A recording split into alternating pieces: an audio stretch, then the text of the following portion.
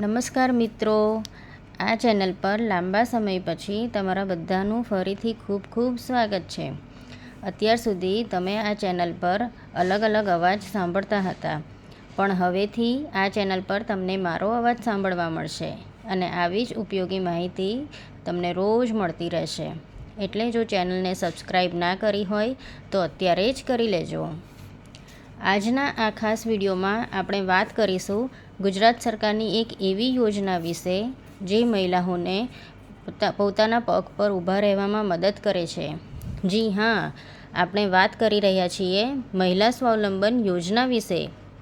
જો તમે કે તમારા ઘરમાં કોઈ બહેન પોતાનો નાનો બિઝનેસ શરૂ કરવા માંગે છે તો આ વિડીયો સ્કીપ કર્યા વગર પૂરો જોજો, જેમાં લોન લેવા માટે મળશે 40% સુધીની સબસિડી.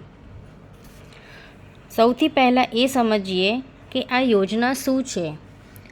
આ યોજનાનો મુખ્ય ઉદ્દેશ્ય મહિલાઓને આર્થિક રીતે સ્વતંત્ર બનવાનો છે.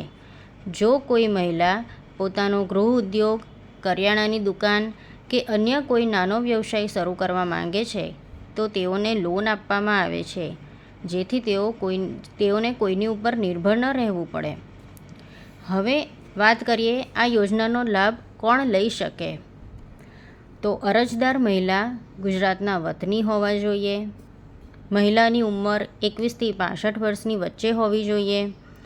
આવક મર્યાદાની વાત કરીએ તો ગ્રામ્ય વિસ્તાર માટે વાર્ષિક આવક ₹1,20,000 અને શહેરી વિસ્તાર માટે ₹1,50,000 સુધીની હોવી જોઈએ. અને હા, જો મહિલા દિવ્યાંગ અથવા ગંગા સ્વરૂપા બહેન હોય તો તેમને આ યોજનામાં ખાસ અગ્રિમતા આપવામાં આવે છે. આ યોજના માટે કયા કયા ડોક્યુમેન્ટ જોઈએ, તો એમાં જોઈશે અરજદારનું આધાર કાર્ડ અને રેશન કાર્ડ, ચૂંટણી કાર્ડ, રહેઠાણનો પુરાવો, આવકનો દાખલો, ઉંમરનો પુરાવો અને તમે જે વ્યવસાય કરવા માંગો છો તેનું અંદાજપત્ર એટલે કે ક્વોટેશન. આ યોજના થકી શું શું લાભ મળી શકે છે, તો મિત્રો આ યોજના અંતર્ગત નવો વ્યવસાય શરૂ કરવા માટે બેન્કો દ્વારા ₹2 લાખ સુધીની લોન મળવાપાત્ર છે.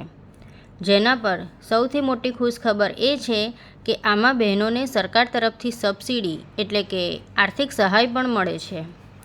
જેમાં જનરલ કેટેગરીની મહિલાઓને લોનની રકમ ઉપર 30% સુધીની સબસિડી મળે છે, એટલે કે ₹60,000 સુધીની સબસિડી મળવાપાત્ર છે. અને જો મહિલા SC કે ST, વિધવા અથવા દિવ્યાંગ હોય તો તેમને 40% સુધીની માતબાર સબસિડી મળવાપાત્ર છે, એટલે કે ₹80,000 સુધીની સબસિડી મળવાપાત્ર છે. લોનના પૈસા પાછા ભરવામાં બહેનોને બહુ જ મોટો ફાયદો આ યોજના થકી થઈ જાય છે. મહિલા સ્વાવલંબન યોજના માટે ધંધા ઉદ્યોગની યાદી.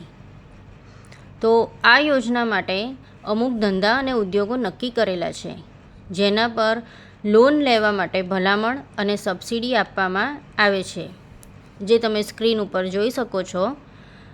જેમાં એન્જિનિયરિંગ ઉદ્યોગ માટે 44 જેટલા ઉદ્યોગો છે.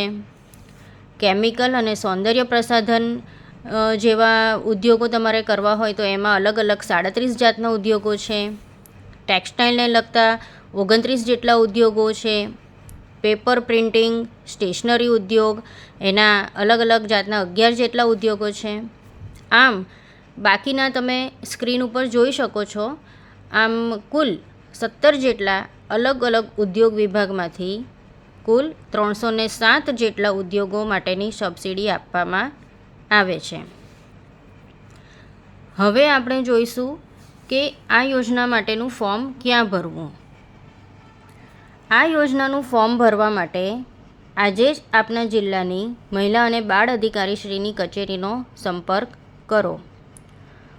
વધુ માહિતી માટે જિલ્લા મહિલા અને બાળ અધિકારીશ્રીની કચેરીનો સંપર્ક કરવો, જે દરેક જિલ્લાના વડામથક ખાતે આવેલી હોય છે. તમને કંઈ ના સમજાયું હોય તો વિડીયોમાં તમે કોમેન્ટ કરીને પૂછી શકો છો. તો બહેનો, મોડું શેના માટે કરો છો? આજે જ આ યોજનાનો લાભ લો અને પોતાના સપના સાકાર કરો. જો તમને આ માહિતી ઉપયોગી લાગી હોય તો આ વિડીયોને તમારા વોટ્સઅપ ગ્રુપમાં અને અન્ય બહેનો સાથે શેર જરૂર કરજો, જેથી કોઈને મદદ મળી રહે. વિડીયોને લાઈક કરજો અને કોમેન્ટમાં જણાવજો કે તમને આ માહિતી કેવી લાગી. ફરી મળીશું આવા જ એક ઉપયોગી વિડીયો સાથે. ત્યાં સુધી આવજો.